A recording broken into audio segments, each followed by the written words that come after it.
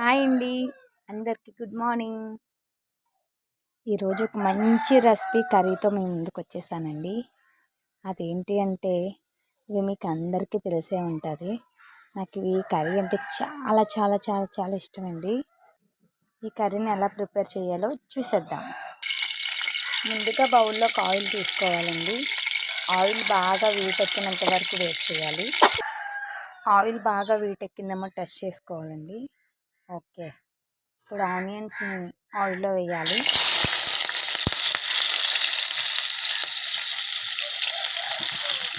Hi అండి, అందరికీ good morning.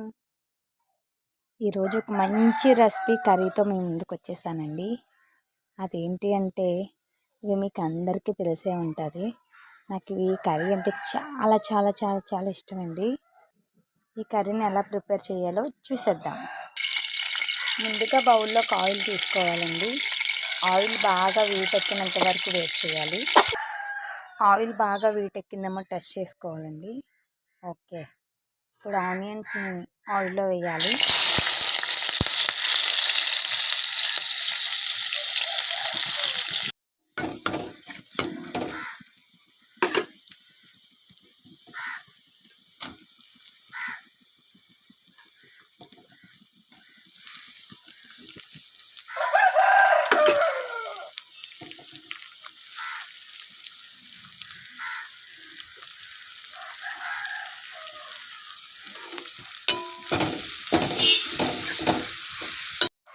Onions ఇలా బ్రౌన్ కలర్లో వచ్చినంత వరకు ఫ్రై చేసుకోవాలండి.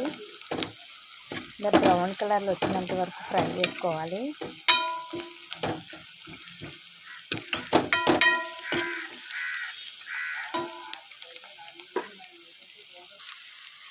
ఇలా బ్రౌన్ కలర్లో వచ్చినంత వరకు ఫ్రై చేసుకోవాలండి. తర్వాత మనం ముందుగా తీసుకొచ్చుకున్న టమాటా పీసెస్ని అందులో వేయాలి. టమాటా పీసెస్ అందులో వేసిన తర్వాత మొత్తం వీటిలో కూడా ఫ్రై చేయాలండి.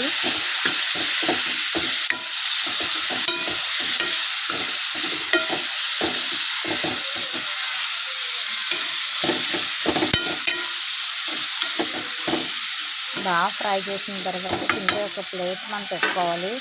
10 to 15 minutes వెయిట్ చేయాలండి. బాగా మగ్గాలి కదా దగ్గరికి ఫ్రై అయ్యేంత వరకు. దగ్గర ఫ్రై అయిన తర్వాత ఇప్పుడు ఇందులో సాల్ట్ అండ్ కారం యాడ్ చేయాలి. సాల్ట్ అండ్ కారం యాడ్ చేసిన తర్వాత బాగా ఒకసారి ఫ్రై ఇలా బాగా కలపాలండి. కలిపిన తర్వాత ఇందులో తగినంత వాటర్ యాడ్ చేయాలి.